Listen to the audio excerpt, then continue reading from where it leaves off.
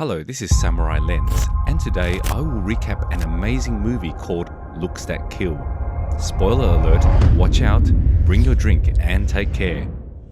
Max was a young 16-year-old boy who had a lethal attractive face that killed people. He visited a therapist to tell him about his problems, but the therapist said if his looks really killed, then his parents must have been dead. Max explained that his mother noticed he had a weird look right from the hospital, where his looks killed all the doctors except his mother. He said his parents took him to an environment with fewer people so he could live better. The therapist still didn't believe him. He asked him to open the wrap on his face, and the therapist died immediately. Max was driven home by his parents and then had dinner with Max's friend Dan. During the dinner, his parents asked Dan to get Max a girl from any dating platform. That night, while Max and Dan were talking, Dan hit a brick on Max's face and Max was taken to hospital. At the hospital, Max's mother, Mary, showed Max a magazine looking for homes for foreign students and asked if Max would like a foreign friend. Mary asked Max to get a magazine. He found a magazine with a young lady named Alex, but Alex refused to give him. Later, Alex tapped him with a magazine. He was released from hospital. Upon getting home, Mary decided to call a repairer for their faulty heater, but the repairer refused to come to their house. Dan came by to tell Max he had gotten him a Valentine's date. Dan took Max to Erica and left Max with Erica.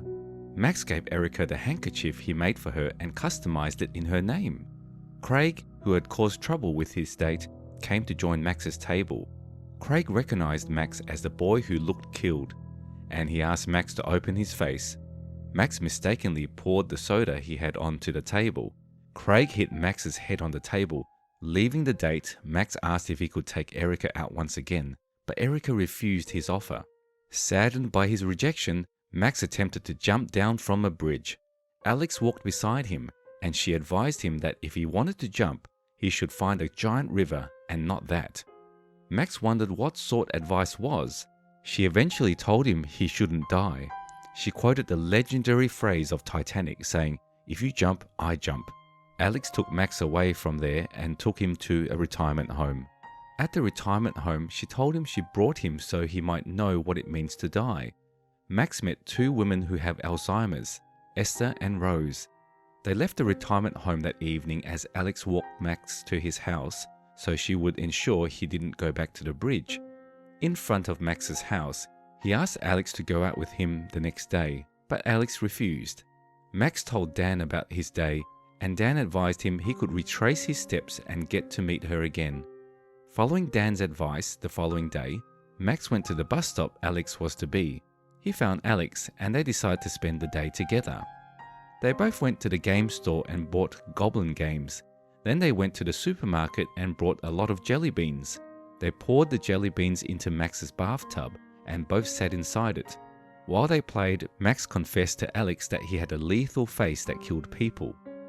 Alex said she knew right from the time as Max was a strong force at the hospital. She told Max she also had a rare heart condition whereby when she feels emotions, her heart grows. She said they had found a temporary solution, but she had to keep wearing a heart bra. They both went to bed.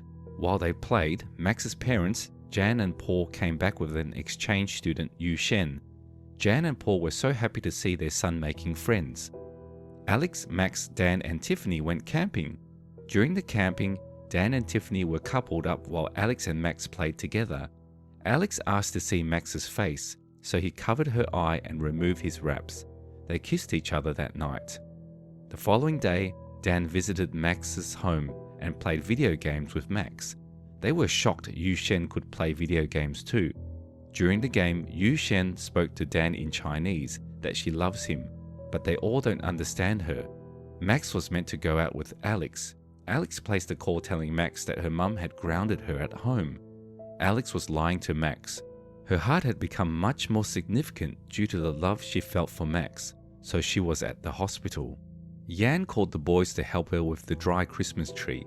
As Max and Dan took the tree outside, Yu Shen threw her lighted cigarette at the tree and the tree caught on fire, thereby injuring Dan.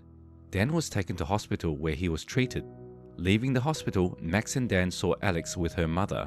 Alex denied a close relationship with them and told her mother the boys were just volunteers at the retirement home. Leaving the hospital, Max followed his father to the store where his father stocked up the Goblin games. At the store, Max asked his father how he and his mother got close. Paul advised him that women preferred communication and he should try to communicate how he felt to Alex. He met with Alex the next day. He asked her why she denied him yesterday. She replied that her mother gets anxious when she sees her with guys, but she feels reassured about her volunteers at the retirement home. That's why she lied to her mother. They visited the retirement home and met Esther Sad. Esther told them Rosemary had been down and she had been placed on life support. Max and Alex went to check up on Rosemary on the machine and Alex felt pain. She left the room to the stairs. Alex told Max it was unfair the way they put humans on machines, saying it was more annoying because they were during the individual any help. Alex said Max could help Rosemary die peacefully by showing Rosemary his face. Max refused to do this, but Alex tried to convince him. She said his face wasn't a curse and it could be used as a blessing. Max eventually accepted to do this. He went to Rosemary, showed his face, and killed her. For a few days after that incident, Alex didn't reply to Max's messages, nor did she call him. Dan asked Max to follow him to a cafe where he met his new crush, Valencia. Valencia was Craig's ex-girlfriend. Valencia asked Dan to take her to their school dance party, and Dan was so excited to go with her. Dan asked Max to follow him, but Max refused. Dan used Max's phonetic text Alex and invited Alex to the dance. Max visited Alex's home. He met her sick and lamented that Alex didn't tell him about her health condition. Alex expressed her desire to go to the dance. On the night of the said spring dance, Alex dressed as a chef and asked Max to dress as a horn dog. They both left home together and went to the party. During the party, Alex got emotional and started bleeding, so she left the party for the bathroom. Max went to meet Dan and Valencia. Craig met them there and asked his ex-girlfriend to come back to him. Valencia refused to go to Craig, so Craig turned Max's face towards Valencia and forced the mask from Max's face, thereby killing Valencia. The police came and Max was arrested. He did his headshots in the mask. He was eventually released and went to the hospital to visit Alex. He figured that Alex was dying. She confessed to him that right from when she was 4, she was told she wouldn't live longer than 16 years, but now she is 17. She still couldn't think much of her life until Max came into her life. Alex begged Max to please open his face and kill her. Max refused to do it, so he left the hospital and went home. He met his mother when she was calling the hospital to find out where her son was. Max walked into the house and entered his room. He used a brick to hit his head repeatedly until his parents came to his rescue. He went to Valencia's funeral where he met Dan. Dan told him Alex had been looking for him and avoided Alex during her last days was shitty. He lamented that the fact that he had that face was what was shitty. Dan acknowledged his pains. However, Dan advised him that if he kept thinking like that, he would lose an opportunity to spend Alex's last day with her. He went home, picked up his embroideries, and decorated Alex's hospital room. They hugged each other. He removed his wraps and showed Alex his bare face. But his face didn't work. He eventually spent Alex's last days with her at the hospital. She died a natural death.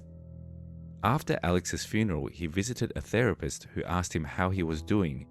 He told the therapist he was doing great.